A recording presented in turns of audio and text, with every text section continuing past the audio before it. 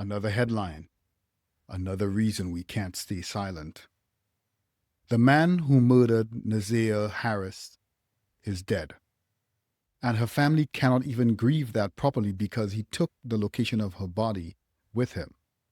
I need you to stay with me because this story is about more than one monster. Nazia Harris was 13 years old from Detroit. She got off a bus in January 2024 and never came home. Jarvis Butts, a 43-year-old man who knew her family, had been grooming her since she was 11. 11 years old. He was her predator before she even understood what that word meant. She was pregnant when he killed her. The child was his.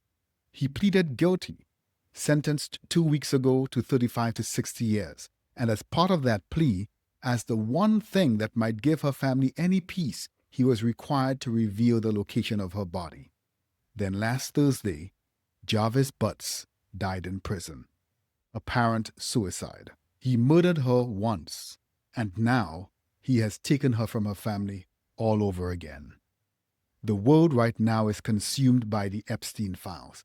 Outraged that a predator operated in plain sight for decades. Outraged that powerful people knew and said nothing. Outraged that children were sacrificed on the altar of access and reputation. And I share that outrage, every bit of it.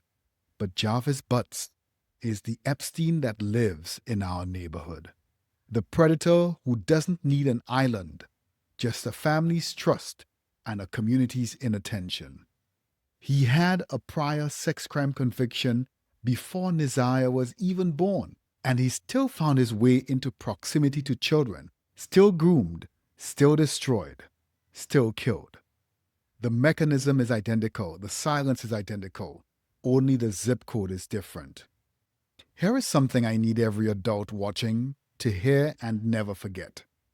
Research tells us that the overwhelming majority of child sexual abuse is committed not by strangers, but by someone the child and family already know and trust.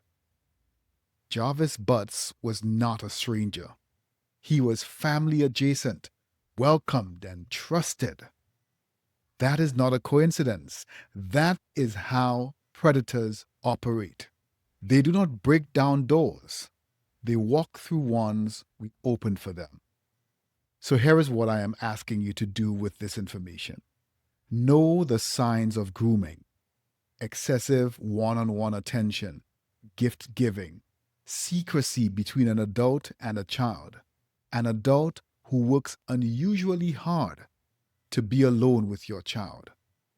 Trust your instincts, and more importantly, teach your children to trust theirs. Talk to your children about body safety, early, clearly, without shame, because the conversation that feels uncomfortable at your kitchen table could be the one that saves their lives. Nazia Harris deserved every adult in her world to be paying closer attention. Her family is still searching for her body. Say her name, Nazia Harris, and then go home and have the conversation you have been putting off, because the next predator is not waiting, and neither can we. Do you know who is interacting with your child right now?